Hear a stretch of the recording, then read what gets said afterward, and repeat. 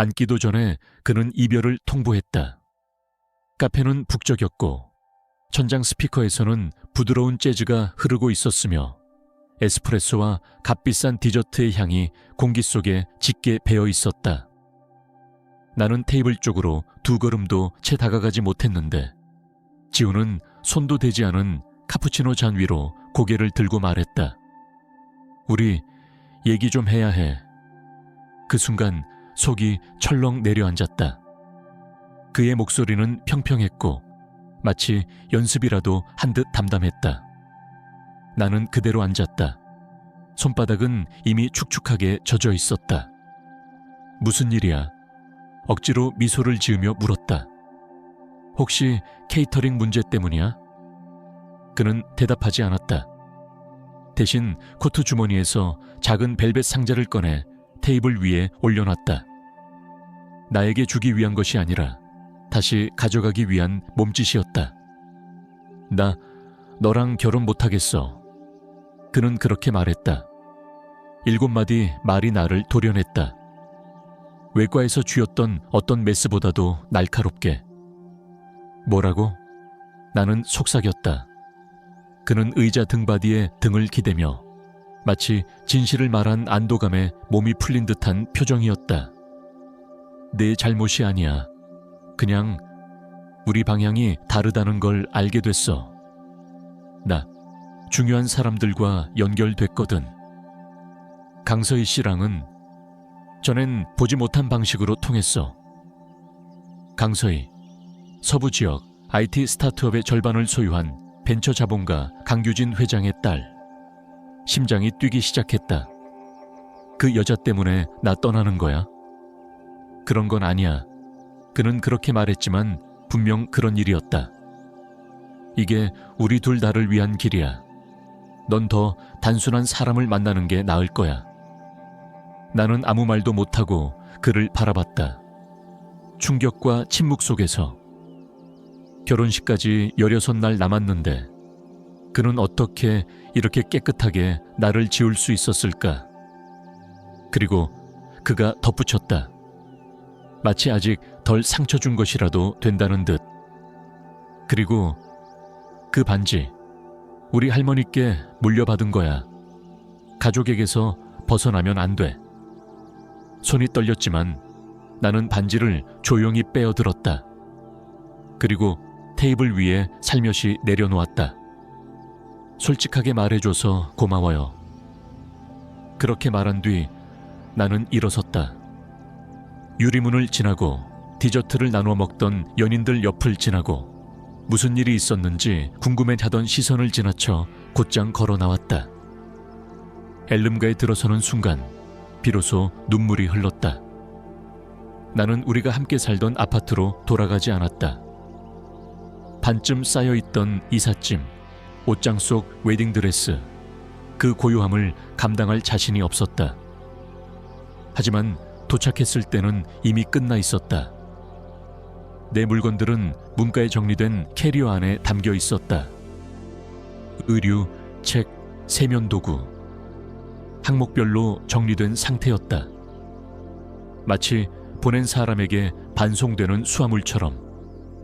지훈이 그랬을 리는 없었다. 그는 그렇게 정성스러운 사람이 아니다.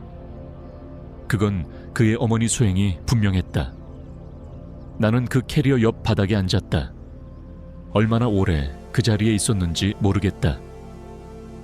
예전에 살던 작은 원룸은 이미 계약이 끝나 다른 간호 학생에게 넘긴 상태였다.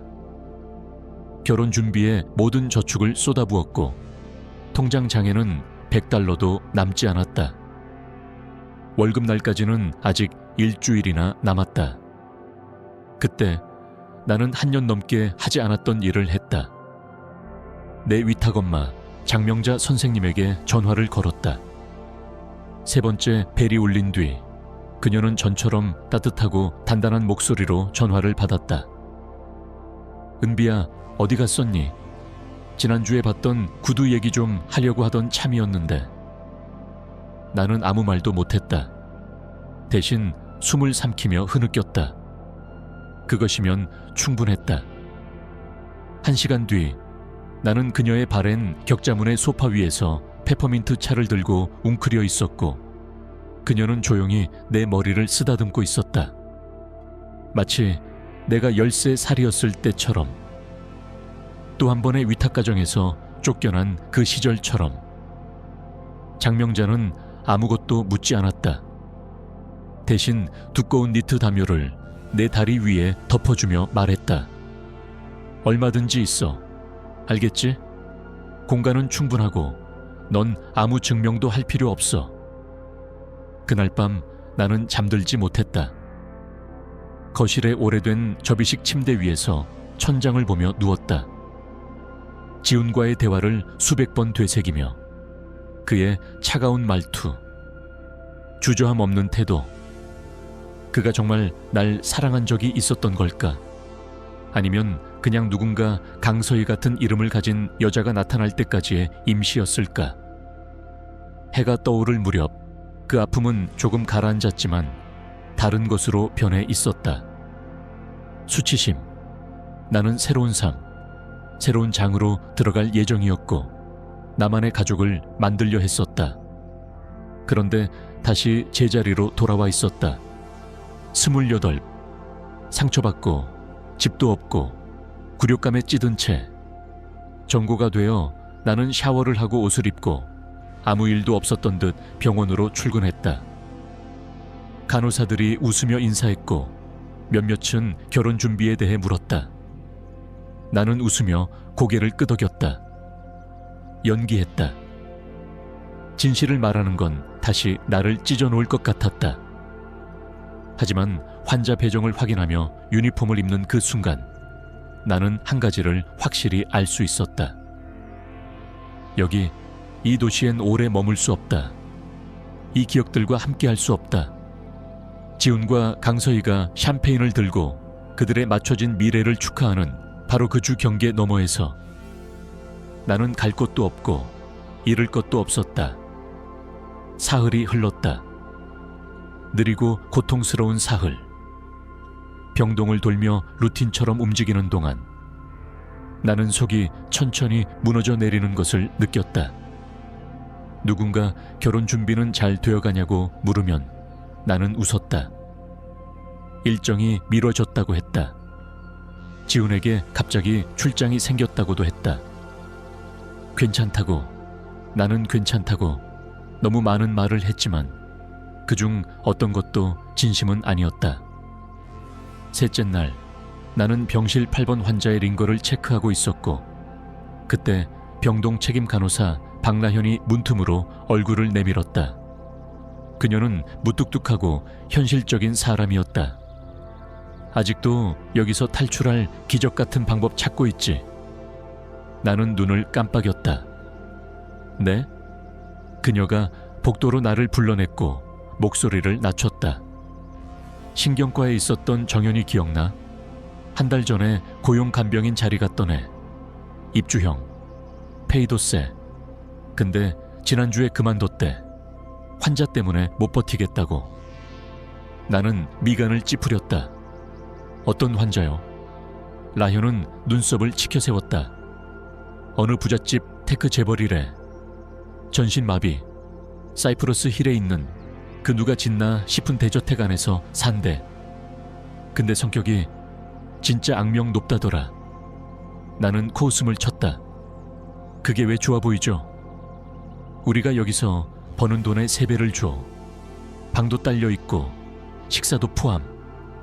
룸메이트 없어. 야간 근무도 없고 환자도 단 1명. 나는 망설였다. 근데 나는 간병인이 아니에요. 넌 5년차 간호사야. 라현이 단호하게 말했다. 지금까지 그 집에서 버텼던 사람들보다 훨씬 유능해. 그리고 솔직히 그런 환자는 대부분 사람들 밀어내. 넌 고집 있으니까 오히려 괜찮을 수도 있어. 웃음이 나올 뻔했다. 내가 아직 고집이 있는 사람으로 보인다는 게 신기했다. 속은 산산조각난 채였고 무언가에 기대설 힘조차 없었으니까. 하지만 그녀의 말 중 하나가 내 귓가를 계속 울렸다. 탈출, 그 단어. 너무나도 크게, 명확하게. 연락처 있어요? 내가 물었다. 10분 후 그녀는 작은 명함을 건넸다. 세련된 필체로 적힌 이름. 장명자. 관리인. 그리고 그 아래 전화번호 하나. 자정까지는 전화를 걸지 못했다. 장명자 선생님 집 뒷마당. 두꺼운 코트를 입고 찬 바람을 들이마시며 나는 손에 쥔 핸드폰을 내려다봤다. 전화는 두 번째 벨에 받았다. 네. 안녕하세요. 전 은비라고 합니다. 입주 간호인 자리가 있다고 들었어요. 잠시 정적이 흘렀다. 내일 아침 9시에 면접 가능합니까? 나는 눈을 깜박였다. 네, 가능합니다. 자격증과 경력 증명서, 추천서 지참하세요. 주소는 곧 문자로 전송합니다. 절대 지각하지 마세요. 그리고 전화는 뚝 끊겼다. 다음 날 새벽 4시 반. 나는 헬레나에서 샌프란시스코로 가는 첫 비행기에 몸을 실었다. 그곳에서 다시 작은 셔틀버스로 갈아타 사이프러스 힐의 언덕을 올라갔다. 마치 현실을 떠나는 여정 같았다. 창밖으로 보이던 도시의 그림자가 사라지고 언덕 위로 새벽빛이 밀려들기 시작할 때 나는 기묘한 감정에 휩싸였다. 이건 내가 받아도 되는 기회인가? 감히 꿈꿔도 되는 세상인가? 그리고 그 집을 보았다. 말 그대로 요새 같았다. 유리와 강철, 그리고 절벽 위에 새겨 넣은 듯한 직선의 건축미. 누가 햇살과 돌로 성을 지었다면 바로 저런 집이었을 것이다. 검은 대문이 느리게 열렸고 택시는 조용히 안으로 들어갔다. 돌아서라고 말하고 싶었지만 이미 너무 늦었다. 현관 앞에서 날 맞이한 여인은 장명자였다. 60대 초반쯤 되어 보이는 그녀는 군더더기 하나 없이 다려진 남색 정장을 입고 머리를 단단히 틀어 올린 채로 서 있었다. 그녀는 마치 군인이나 병원 관리자처럼 눈 하나 깜빡이지 않고 나를 쳐다봤다. 일찍 왔군요. 늦을 수는 없어서요. 좋습니다. 따라오세요. 면접은 빠르게 진행됐다. 그녀는 내 이력서를 훑어봤고 4가지 질문을 던졌으며 단 한 번도 미소 짓지 않았다. 그리고 마지막으로 말했다. 당신이 그 직책을 맡게 됐습니다. 조건은 단순합니다. 24시간 대기, 월 이틀 휴무, 외부 방문객 불가, 의료 지식 필수, 비밀 유지는 절대 조건입니다. 환자는 복잡한 사람입니다. 당신은 2층, 그의 스위트 옆방에서 거주하게 됩니다. 숙식 제공, 월급은 $12,000, 상태에 따라 성과급도 지급됩니다. 나는 반응하지 않으려 애썼다. 의자 팔걸이를 꽉 쥐고 웃음이 터지지 않도록 했다. 병원에서 받던 급여의 3배였다. 나는 계획도 없었고 가진 거라곤 터질 듯한 더플백 하나와 부서진 마음뿐이었다. 하지만 나는 말했다. 네. 단 한 번의 망설임 없이. 장명자는 테이블 너머로 한 권의 서류 폴더를 밀었다. 이게 당신 계약서입니다. 내일까지 검토하세요. 환자 이름은 하도연입니다. 그 이름은 그때는 아무 의미도 없었다. 하지만 곧 모든 것을 바꾸게 될 이름이었다. 다음 날 아침 나는 그의 방 앞에 서 있었다. 계약서를 품에 안고 심장은 쿵쾅거리며 조용한 복도를 바라봤다. 두꺼운 카펫은 발소리를 삼켜버렸고 집 전체는 마치 무언가를 숨기고 있는 듯 적막했다. 바닥은 돌처럼 차가웠고 벽은 매끄럽고 비쌌다. 모든 것이 정제된 침묵이었다. 장명자는 내 옆에 서서 클립보드를 가슴에 안은 채 말했다. 정말 하겠습니까? 나는 고개를 끄덕였다. 계약서에 서명했어요. 그걸 묻는 게 아닙니다. 침을 삼켰다. 예, 하겠습니다. 그녀는 2번 노크한 후 대답을 기다리지 않고 문을 열었다. 방은 넓었다. 지나치게 넓었다. 천장이 높았고 유리창은 붉은 숲을 내다보고 있었으며 햇빛이 하얀 마루를 조용히 덮고 있었다. 침실이라기보단 유령을 위한 왕좌처럼 느껴졌다. 그는 창가에 앉아 있었다. 검은 휠체어에 앉은 채 등을 우리 쪽으로 돌리고 하도연 씨, 장명자가 또렷하게 말했다. 새 간호사가 도착했습니다. 한은비 씨입니다. 그는 바로 돌아보지 않았다. 대신 손가락으로 팔걸이를 천천히 두드렸다. 그리고 마침내 그가 돌아섰을 때 나는 숨을 삼켰다. 내가 기대했던 모습은 아니었다. 더 나이든 사람, 연약해 보이는 사람일 줄 알았다. 하지만 하도연은 젊었다. 30 중반쯤 휠체어에 앉아있음에도 키가 크고 짧은 흑발, 날카로운 턱선, 유리처럼 차가운 눈. 그러나 무엇보다도 그의 표정은 경고처럼 느껴졌다. 그는 이미 내가 실망스러울 거라 생각하는 눈빛이었다. 또 다른 사람 보냈군. 낮고 쏘는 목소리였다.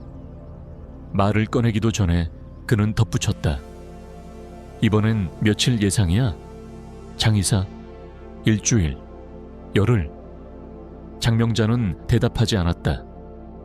2분이 알아서 이야기 나누시죠. 그리고 조용히 문을 닫고 나갔다. 정적이 방 안을 삼켰다. 나는 깊게 숨을 들이쉬었다. 내기하러 온 게 아니에요. 저는 제 일을 하러 왔어요. 그가 휠체어를 밀며 몇 미터 다가왔다. 나를 하나의 물건처럼, 별로 마음에 들지 않는 작품처럼 훑어봤다. 네가 생각하는 내 일이 뭐지? 투약, 재활보조, 활력징후 모니터링, 재활과 회복 지원. 그는 코웃음을 쳤다. 대부분은 내가 걷지 못하는 걸 확인하고 그저 안타까운 눈빛으로 고개를 끄덕이는 걸 좋아하더라. 나는 눈 하나 깜빡이지 않았다. 동정을 주러 온 건 아니에요. 그는 고개를 약간 기울였다. 그건 새롭군. 입가에 아주 미세하게 비틀린 미소가 떠올랐지만 그 안엔 믿음이 전혀 없었다. 대부분은 사흘 안에 무너지던데. 제가 그걸 깨보죠. 하루 종일 우리는 뻣뻣한 침묵 속에서 움직였다.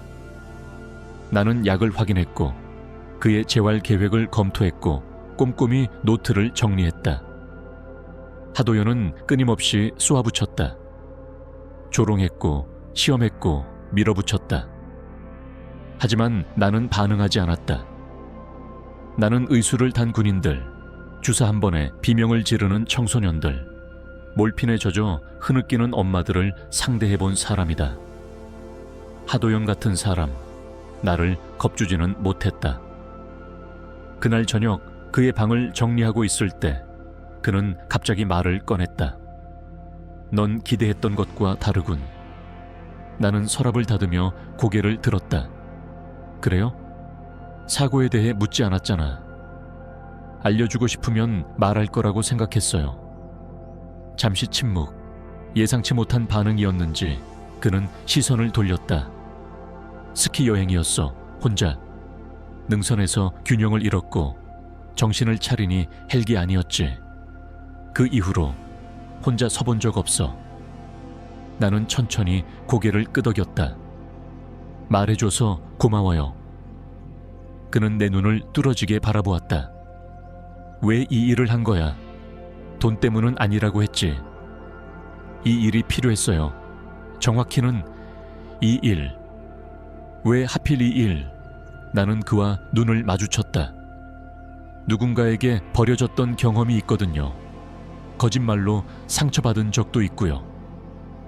그 순간 그의 표정이 살짝 흔들렸다. 마치 단단한 벽에 작은 균열이 생긴 것처럼. 하지만 곧 시선을 돌렸다. 정 붙이지 마. 그는 낮게 말했다. 난 고마움 같은 거 안 해. 우정도 없어. 좋아요. 나는 대답했다. 저도 환상은 안 해요. 그 후 그는 더 이상 말을 하지 않았지만 나를 쫓아내지도 않았다. 그렇게 첫 주가 흘렀다. 그 일이 벌어진 건 5번째 밤이었다. 원래는 자고 있어야 했지만 바깥의 바람이 창문을 흔들며 밤새 울부짖고 있었다. 마치 어디론가 들어가고 싶은데 못 들어가는 귀신처럼. 나는 커튼을 닫기 위해 일어났다가 서쪽 윙 체육관에 불이 켜진 것을 보았다. 하도연이 그 방을 혼자 쓰는 건 드문 일이었다. 처음엔 무시하려 했다. 아마 TV 보다가 잠들었겠지. 하지만 어딘가에서 이상한 직감이 날 붙잡았다. 나는 스웨터를 걸치고 조용히 복도를 따라 걸었다. 체육관 문을 살짝 밀어 열었을 때 그 안에서 본 광경은 모든 걸 멈추게 만들었다. 그는 서 있었다. 완전히는 아니었다. 양쪽에 놓인 평행봉을 꽉 잡은 채 온몸의 힘을 쥐어짜듯 일어선 상태였다. 이맨 땀이 송골송골 맺혔고 팔과 어깨는 떨리고 있었다. 다리는 흔들렸지만 그는 버티고 있었다. 천천히, 하지만 확실하게. 한 발, 또 한 발. 나는 숨을 멈췄다. 그는 나를 보지 못했다. 너무 집중하고 있었으니까. 하지만 문에서 나는 미세한 소리에 그가 고개를 돌렸고 눈이 마주치자 그의 표정이 순식간에 분노로 변했다. 뭐 하는 거야? 그는 외쳤다. 무슨 소리가 나서 걱정돼서. 나가. 도연 씨, 전 그냥 지금 당장. 나는 움직이지 않았다. 몸이 얼어붙어서가 아니라 그 순간 가슴속 어딘가가 이미 바뀌고 있었기 때문이다. 그는 포기한 게 아니었다. 끝난 게 아니었다. 그는 회복되고 있었다. 몰래 숨기고 있었다.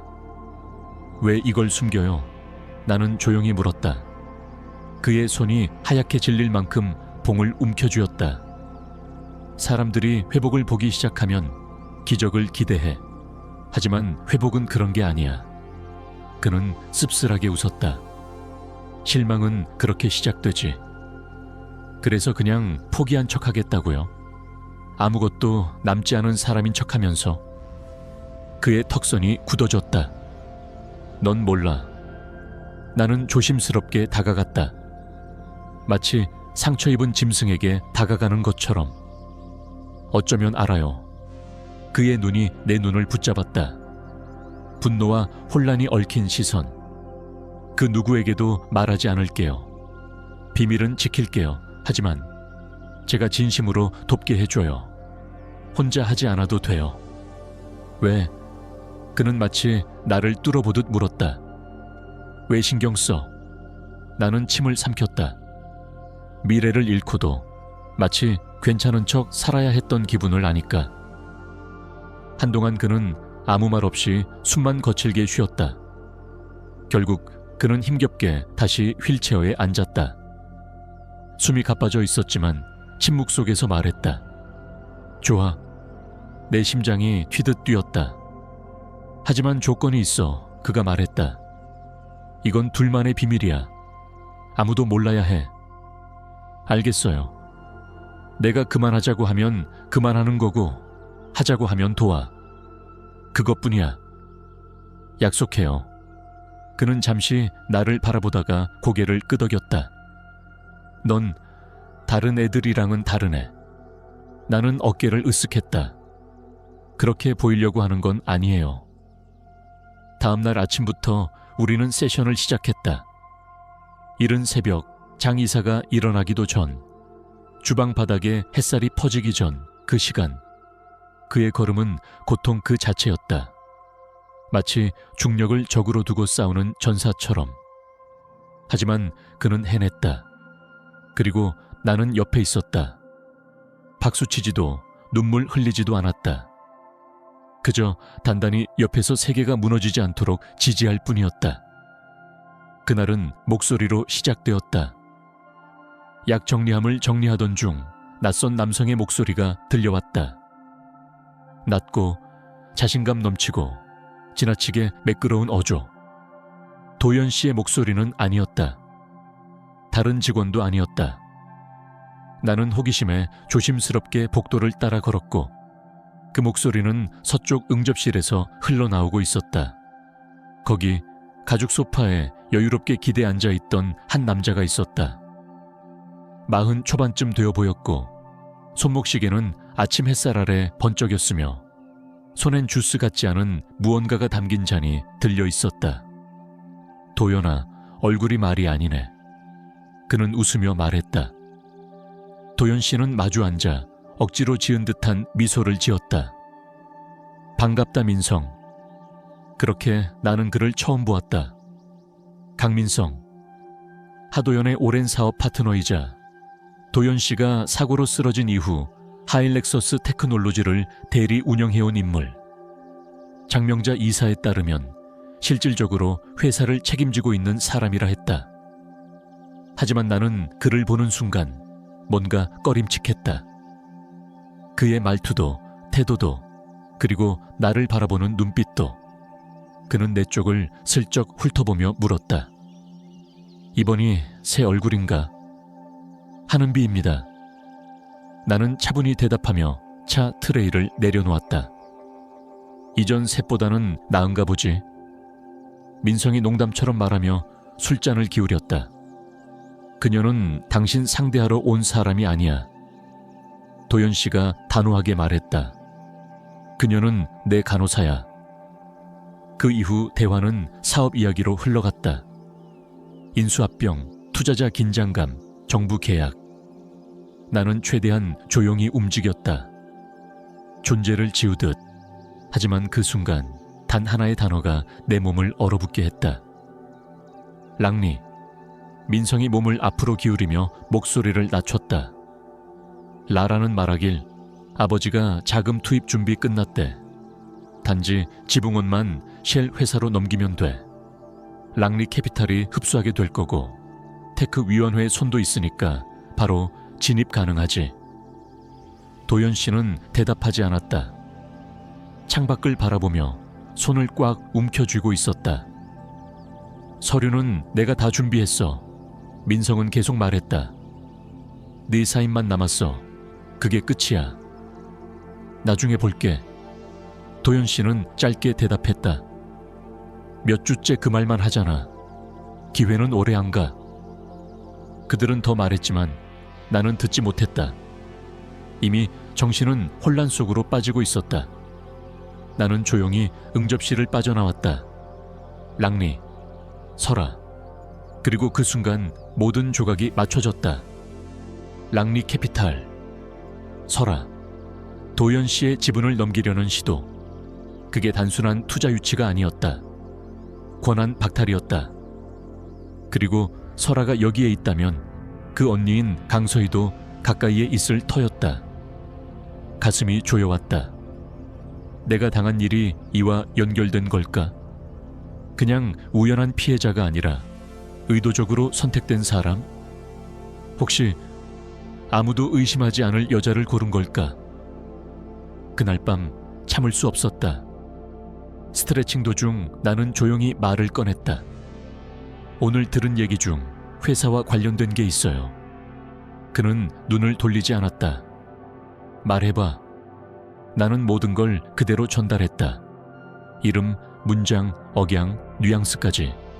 그리고 강서희의 이름이 나왔을 때 그가 멈췄다. 그 여자를 알아? 내 전 약혼자가 그녀랑 바람이 났어요. 그는 천천히 눈을 깜빡였다. 강지훈? 네. 아세요? 아니, 이름은 들어본 적 있어. 민성 쪽에서. 그는 휠체어를 돌리며 나를 바라보았다. 그러니까 네 말은 내 파트너와 네 전 약혼자가 뭔가 연관되어 있다고. 지금으로선 확신은 없지만 너무 많은 우연이 겹쳐 있어요. 그는 한참을 침묵했다. 서류 다시 검토하겠어. 그게 다였다. 나는 더 많은 걸 기대했었다. 믿음, 움직임, 뭔가 반응. 하지만 그는 조용히 침묵으로 돌아갔다. 마치 내가 한 말이 진공 속으로 빨려 들어간 것처럼. 그날 밤 나는 방을 거닐며 마음을 붙잡았다. 내가 틀린 걸까? 그림자를 너무 크게 본 걸까? 아니면 진짠데 아무도 믿지 않는 걸까? 다음 날 아침 그는 내 방문을 두드렸다. 그런 적 없던 그가 문을 열자 그는 휠체어에 앉아 있었고 무릎 위엔 서류 폴더가 있었다. 내 말이 맞았어. 그는 단호히 말했다. 숨이 멎는 듯했다. 랑리 캐피탈은 단순한 투자자가 아니야. 민성이 만든 유령 회사에 지분과 의결권을 넘기는 조항이 들어있어. 2달 전에 등록된 페이퍼 컴퍼니. 여러 단계 밑에 숨겨졌지. 나는 그를 똑바로 바라봤다. 저를 도와줘. 그는 폴더를 내밀었다. 진심인가요? 그는 고개를 끄덕였다. 내가 약해 보인다고 이 싸움을 못할 거라고 생각했다면 그 사람들은 내가 망가지기 전 누구였는지를 잊은 거야. 계획은 며칠에 걸쳐 만들어졌다. 밤마다 집이 잠들고 창문이 어두워진 후 우리는 집무실에 긴 오크 테이블에 마주 앉았다. 그는 피로로 손을 떨기도 했지만 목소리는 흐트러지지 않았다. 하나씩 그는 전쟁실을 세우고 있었다. 그리고 나는 그 안에서 유일한 내부 동맹이었다. 변호사와는 이미 접촉이 끝났다. 우리는 기록, 이메일, 계약서, 금융 흐름까지 모았다. 그는 내게 모든 걸 보여줬다. 의심조차도. 민성을 누구보다 믿었어. 내 첫 앱을 발표하던 날도 함께 있었지. 내가 걷지 못했을 때도 그가 대신 말했어. 믿은 건 잘못 아니에요. 내가 말했다. 늦게 믿은 게 실수지. 그는 낮게 말했다. 하지만 이번엔 늦지 않을 거야. 일주일 후 이사회 임시회의가 소집되었다. 누구도 의심하지 않았다. 도연 씨는 민성에게 사인을 넘기겠다는 뉘앙스를 마지막 이메일로 흘렸다. 그는 심지어 그에게 감사를 전하기까지 했다. 그동안 고생 많았어. 이제 마무리만 남았네. 민성은 완전히 속았다. 회의 당일 아침 그는 정장을 입었다. 내가 처음으로 그를 정식 양복 차림으로 본 순간이었다. 짙은 네이비 블루 수트, 깔끔하게 정리된 셔츠, 손끝까지 다려진 소매. 여전히 몸은 약했지만 그가 움직이는 방식은 달라져 있었다. 어깨를 펴고 자신감 있는 걸음. 그는 준비되어 있었다. 회의장까지의 연습도 거듭했다. 지팡이를 짚고 처음엔 10걸음, 그 다음엔 15, 그리고 20걸음까지. 그들이 내 눈앞에서 확인하게 만들 거야. 그는 그렇게 말했다. 내가 끝난 사람이 아니라는 걸. 우리는 정시에 도착했다. 건물은 유리와 크롬으로 이루어져 있었고 그 속엔 알 수 없는 고요함이 흘렀다. 그가 지팡이를 짚고 로비를 지나자 머리가 돌기 시작했다. 속삭임이 퍼지고 회의실까지의 복도는 숨죽인 듯 조용해졌다. 도연 씨는 멈추지 않았다. 우리는 회의실 문을 열고 들어갔고 모두의 시선이 쏟아졌다. 그 방의 정면에는 민성이 앉아 있었다. 그의 옆에는 설아가 회색 슈트를 입고 다리를 꼰 채 앉아 있었고 그 입술에는 도발적인 붉은색이 칠해져 있었다. 그리고 그 옆에는 지훈이 있었다. 여전히 잘생겼지만 예전보다 작아 보였고 어딘가 빌려온 듯한 표정이었다. 하도연이 회의실 안으로 들어섰을 때 공기는 멈췄다. 너 걷는구나. 민성이 입을 열었다. 완벽하진 않지만 충분히. 도연 씨는 단호하게 말했다. 그는 멀리 떨어진 의자에 앉지 않았다. 지팡이를 짚은 채 회의실 중앙으로 걸어 나갔고 민성과 정면으로 마주 앉았다. 그리고 조용히 테이블 위에 폴더를 펼쳤다. 이 회의는 이제 내 권한하에 열린다. 그는 말했다. 그리고 첫 안건부터 시작하지. 그가 펼친 서류엔 모든 것이 들어있었다. 민성이 만든 유령 회사의 정체, 몰래 삽입된 권한 이전 조항, 계좌 이동 내역, 이메일 증거, 모두 정확하고 조용하게 그는 진실을 드러냈다. 설아는 표정 하나 바꾸지 않았다. 하지만 지우는 의자에 불편하게 몸을 옮겼다. 민성의 얼굴은 점점 창백해졌다. 의도를 입증하지 못할 거야. 민성이 낮게 중얼거렸다. 입증할 필요 없어. 도연 씨가 말했다. 신탁 의무 위반만으로도 충분하지. 회의실이 술렁이기 시작했다. 회사의 법무 담당자가 일어섰다. 하 대표님, 신임 투표를 요청하시겠습니까? 즉시 요청합니다. 그는 대답했다. 그 순간 회의실은 폭풍처럼 흔들렸다. 설아는 가장 먼저 일어났다. 하이힐이 타일 바닥에 날카롭게 울렸다. 당신 누구랑 싸우는지 몰라? 아니, 정확히 알아. 도연 씨는 조용히 말했다. 자기 이름 말고는 숨을 곳 없는 여자. 그리고 단축키 하나에 모든 걸 팔아넘긴 남자. 설아는 코웃음을 쳤다. 그럼 간호사는 뭐야? 공동 창업자? 그가 나를 향해 고개를 돌렸다. 그녀는 내가 여기까지 온 이유야. 지우는 아무 말도 하지 않았다. 고개를 돌렸을 뿐이었다.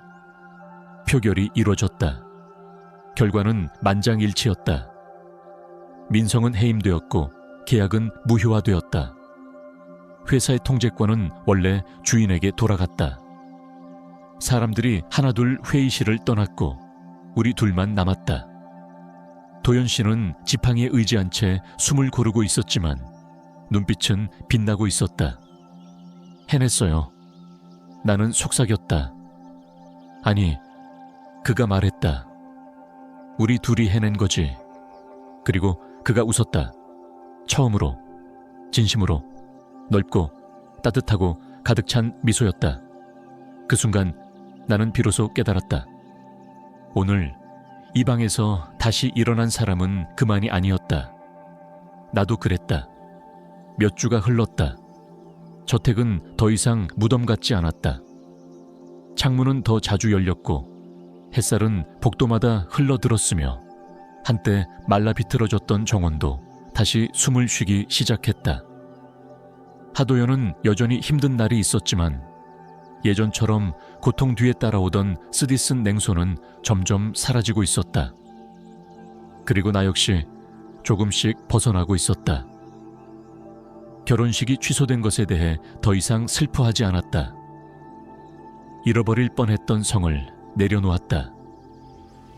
이름 하나에 신분 하나에 내 인생이 걸려있던 시절이 있었다. 이제는 아니었다. 책을 다시 읽기 시작했고 저택 뒤편에 산책로를 따라 짧은 거리라도 달렸으며 소리내어 웃을 수 있었다. 죄책감 없이, 어색하지 않게. 하도연은 일주일에 한 번 저녁을 직접 만들기로 마음먹었다. 물론 밥을 태우기도 했고 오븐을 향해 욕을 퍼붓기도 했지만 나는 그 모든 과정을 지켜봤다. 그게 우리만의 작고 조용한 의식이었다. 주방 아일랜드에 다리를 말고 앉아 그의 고군분투를 바라보며 웃음 짓는 시간. 어느 날 저녁 그는 알 수 없는 요리를 건네며 말했다. 이거 먹고 죽으면 기록에 남겨줘.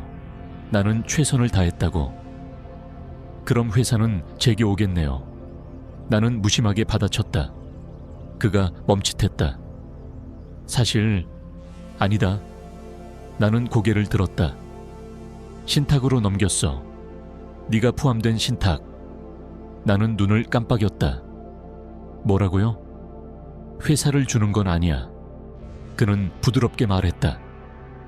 하지만 너와 함께 만든 게 내가 그 어떤 사람과도 만든 것보다 낫다고 생각해. 그래서 다음 장에 너도 함께 하길 바랐어. 나는 그를 뚫어지게 바라봤다. 그가 호주머니에서 조그만 검정 상자를 꺼냈다. 아무 말도 하지 마. 그는 급히 말했다. 지금 당장 대답하라는 건 아니야. 올해 안에 대답하라는 것도 아니야. 나도 아직 사람으로 다시 살아가는 걸 배우고 있고 너도 이 삶을 원해서 시작한 건 아니니까. 상자가 열렸다. 안에는 단순한 금반지가 있었다. 작은 사파이어 하나만 박혀있는, 하지만 그래도 묻고 싶어. 그가 말했다. 나랑 함께 걸어가 줄래? 누군가에게 구원받기 위해서가 아니라 너와 함께 있으면 내가 다시 나다워질 수 있기 때문이야. 나는 울지 않았다. 울 줄 알았는데 그렇지 않았다. 대신 아주 다른 감정이 들었다. 고요하고 흔들림 없는 감정. 마치 아주 오래 걸어 깊은 숲속을 지나온 끝에 성은 없지만 작고 맑은 공터에 다다른 느낌. 나는 반지를 집어들고 조용히 손가락에 끼웠다. 지금 당장은 아니에요. 나는 속삭이며 미소 지었다. 하지만 아니라고도 하지 않을게요. 그는 웃었다. 진짜 웃음. 딱 너다운 대답이네. 우리는 서두르지 않았다. 거창한 발표도 없었다. 신문 기사도 없었다. 다만 하루하루가 더해졌다. 그는 그 다음 달 혼자 반마일을 걸었다. 나는 개인 간호 전문 자격을 취득했고 곧 내 이름으로 독립된 의료 서비스를 준비했다. 저택에는 새로운 직원들이 들어왔고 나는 여전히 그 집에 살고 있었지만 이제 그곳은 그의 집이 아닌 우리 집이었다. 지우는 한 번, 문자 한 통을 보냈다. 단 2줄. 괜찮니? 나는 답장하지 않았다. 그럴 필요도 없었다. 나는 이미 그 이별에서 받아야 할 모든 걸 받았다. 교훈, 우회로, 그리고 내가 상상조차 못했던 인생으로 향하는 문. 하도연은 가을이 되자 휠체어를 완전히 벗어났다. 그의 생일엔 우리는 해안가로 짧은 여행을 떠났다. 단둘이 해변을 걷고 발에 모래를 묻히며 차가운 바람을 맞았다. 석양이 질 무렵 그는 바다를 바라보며 물었다. 우리가 예전의 우리로 돌아갈 수 있을까? 나는 고개를 저었다. 그랬으면 좋지 않아. 그는 나를 바라봤고 나는 덧붙였다. 왜냐면 우리가 지금 된 우리가 그때의 우리보다 훨씬 낫거든. 그는 대답하지 않았다. 그저 내 손을 잡았고 절대 놓지 않았다.